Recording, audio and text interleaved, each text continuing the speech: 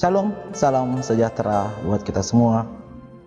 Kita boleh bersyukur karena pagi hari ini kita boleh bangun dari pesan kita. Semalam Tuhan telah menjaga kita dalam istirahat. Tuhan telah mengaruniakan kita hidup baru di hari yang baru. Sukacita tentu saja ada bersama kita dalam rumah kita, dalam kehidupan kita. Dan untuk melandasi hari hidup kita hari ini, mari kita membaca dan merenungkan bagian dari firman Tuhan yang terambil dari Kisah Para Rasul 17 ayat 10 sampai 15, di mana renungan ini berdasarkan dari bawahan renungan harian Toraja bersama jemaat Laharoi Telo Baru. Sebelum kita membaca firman Tuhan, mari kita satu dalam doa. Kita berdoa. Bapa yang baik dan penuh kasih, Bapa yang punya kehidupan kami boleh bersyukur ketika kami boleh bangun pada pagi hari ini. Kami boleh bersyukur ketika kami boleh menarik nafas kehidupan kami. Itu adalah berkat yang luar biasa, yang teramat besar yang Kau berikan kami di setiap harinya. Kami boleh bersyukur Tuhan karena Engkau selalu ada bersama kami dalam kami memulai hari hidup kami. Kami akan memulai hidup kami hari ini, aktivitas kerja kami, kehidupan kami. Namun sebelumnya kami rindu untuk melandasinya dan membaca dan merenungkan sebagian daripada firman-Mu.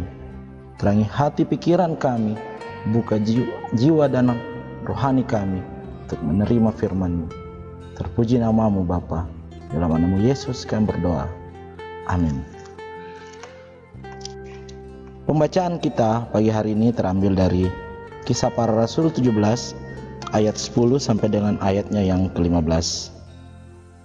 Paulus dan Silas di Berea. Tetapi pada malam itu juga segera saudara-saudara di situ menyuruh Paulus dan Silas berangkat ke Berea. Setibanya di situ pergilah mereka ke rumah ibadat orang Yahudi. Orang-orang Yahudi di kota itu lebih baik hatinya daripada orang-orang Yahudi di Tesalonika, karena mereka menerima firman itu dengan segala kerelaan hati, dan setiap hari mereka menyelidiki kitab suci untuk mengetahui apakah semuanya itu benar demikian. Banyak di antara mereka yang jadi percaya, juga tidak sedikit di antara perempuan-perempuan terkemuka dan laki-laki Yunani. Tetapi ketika orang Yahudi dari Tesalonika tahu bahwa juga di Berea telah diberitakan firman Allah oleh Paulus, datang jugalah mereka ke sana untuk menghasut dan menggelisahkan hati orang banyak. Tapi saudara-saudara menyuruh Paulus segera berangkat menuju pantai laut. Tetapi Silas dan Timotius masih tinggal di Berea. Orang-orang yang mengiringi Paulus menemaninya sampai di Athena, lalu kembali dengan pesan kepada Silas dan Timotius supaya mereka selekas mungkin datang kepadanya. Amin. Firman Tuhan yang kita telah baca dari Kisah Para Rasul 17 ayat 10 sampai 15. Kita ambil tema atau dari bahan renungan harian Toraja, memberikan tema kehidupan pelayanan. Agan katuon lan pakamayan. Bapak Ibu, saudara-saudara, menjadi seorang pelayan mungkin tidak mudah. Karena ketika kita memberi diri ke dalam pelayanan pemberitaan Injil, maka saat itu juga banyak tantangan, kesusahan, bahkan penderitaan. Ini yang dialami oleh Rasul Paulus dan Silas di Berea waktu memberitakan Injil kepada orang Yahudi pada saat itu. Orang-orang di Berea sebagian sudah menerima Injil. Mereka bahkan di Alkitab mengatakan mereka tiap hari menyelidiki kitab suci, mempelajari kitab suci.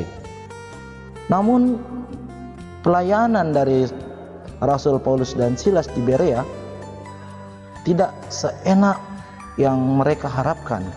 Selalu saja ada tantangan, selalu saja ada provokasi dari orang Yahudi. Bahkan orang Yahudi yang dari Tesalonika datang ke Berea hanya untuk memprovokasi, untuk menghasut dan menggelisahkan hati orang-orang Yahudi akan keberadaan Paulus dan Silas. Nah, di sisi yang lain, walaupun tantangan itu ada, datang dari orang-orang Yahudi yang ada dari Tesalonika atau dari Berea itu, Paulus dan Silas tetap bersukacita, tidak kendor dalam melayani, karena mereka punya pengharapan yang besar bahwa di antara sekian banyak orang Yahudi yang menentang, ada juga sejumlah yang membuka diri untuk menerima Injil, bahkan menerimanya dengan sungguh-sungguh. Ini merupakan suatu kekuatan dari Paulus dan Silas untuk terus bersemangat dalam mengabarkan Injil kebenaran di Berea. Nah, di sisi yang lain, di cerita yang lain, orang-orang Yahudi yang di Berea merasa kasihan akan keberadaan atau kondisi Paulus dan Silas selama di sana. Mungkin saja ada ancaman-ancaman bagi nyawa Rasul Paulus dan Silas. Makanya orang-orang Berea menyuruh atau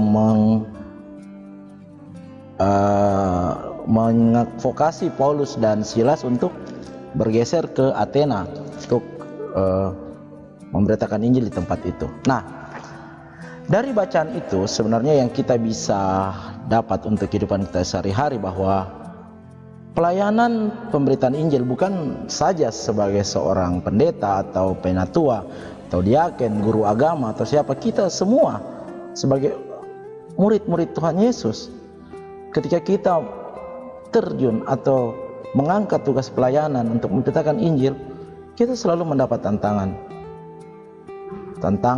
dari orang di sekitar kita, tantangan dari lingkungan kita, bahkan tantangan dari keluarga kita sendiri. Itu pasti ada. Berat memang, beresiko malah. Bahkan kita siap-siap untuk dibenci atau dimusuhi ketika firman kebenaran Tuhan kita kabarkan. Namun kita harus yakin bahwa Tuhan selalu punya cara untuk mendukung dan menolong kita dari setiap tantangan-tantangan yang kita dapatkan selama kita melayaninya. Tentunya kita bisa belajar dari sejarah. Di Indonesia banyak misionaris yang datang ke Indonesia untuk memberitakan Injil, yang akhirnya berakhir dengan tragis, dibunuh. Seperti kalau di Toraja, Anthony van Loostreek kalau tidak salah, di Tanah Karo di Batak ada Nomensen, kemudian di Papua Gottlieb dan Geiser. Mereka itu orang-orang bukan orang Indonesia, orang Jerman, orang Belanda, mendapat anugerah, mendapat karunia, mendapat talenta untuk Tuhan, untuk datang memberitakan firman Tuhan, keluar dari negaranya, datang ke Indonesia, bukan naik pesawat, mungkin naik kapal laut, berhari-hari. Ketika sampai di tanah tempat dia melayani, dia tidak kenal siapa-siapa, tantangannya besar, nyawa taruhannya. Namun apa yang kita lihat sekarang, luar biasa buah-buah yang telah ditabur, benih yang telah ditabur oleh misionaris-misionaris itu di negara kita Indonesia.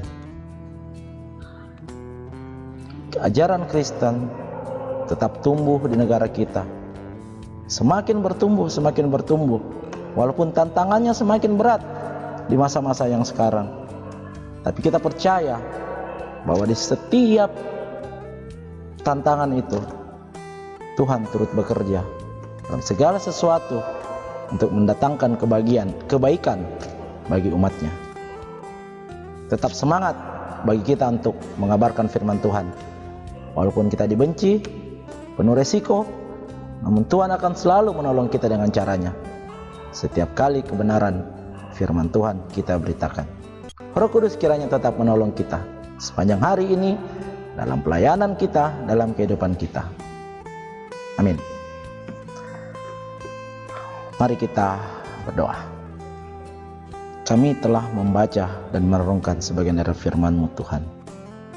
Firman-Mu ini kiranya menjadi kekuatan bagi kami dalam kami menjalani kehidupan kami, dalam kami mengangkat tugas pelayanan kami Bapa, dalam kami menjadi murid-murid-Mu untuk memberitakan kabar sukacita, Injil kebenaran di sekitar kami, bahkan di dunia ini.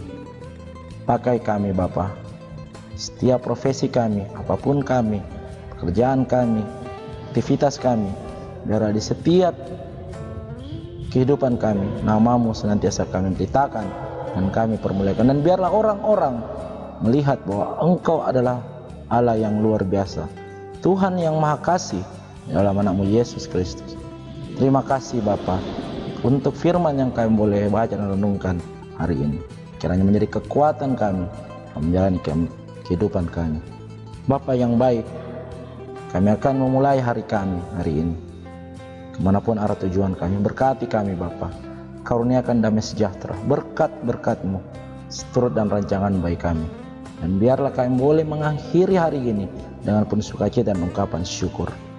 Kami boleh berdoa Bapa untuk pelayanan-pelayanan di jemaat kami. Kami boleh bersyukur untuk kesehatan baik kami semua. Dari Bapak Pendeta, Gembala kami, kemudian Pak Penatua, Diaken, OIG, dan tim kreatif Laroy Ceria yang selalu tidak putus-putusnya dengan tanpa kenal lelah untuk mengangkat tugas pelayanan, membagikan firman-Mu melalui media online, mengingat masa pandemi yang kami tidak pernah tahu kapan berakhirnya. Tapi kami yakin Bapa, ketika semuanya itu berakhir, itu semua hanya karena anugerah-Mu dan rancangan-Mu Bapa yang berlaku pada kami. Jaga kami Bapa, berikan kami selalu kesehatan dalam kami menjalani kehidupan kami. Terpuji nama-Mu Bapa, dan doa syukur kami, penyerahan hidup kami, penyesalan dosa kami. Dalam nama Yesus kami berdoa. Haleluya. Amin. Tuhan menyertai kita semua sepanjang hari ini. Tetap semangat, tetap sehat dalam pemeliharaan Tuhan kita Yesus Kristus. Shalom. Selamat pagi.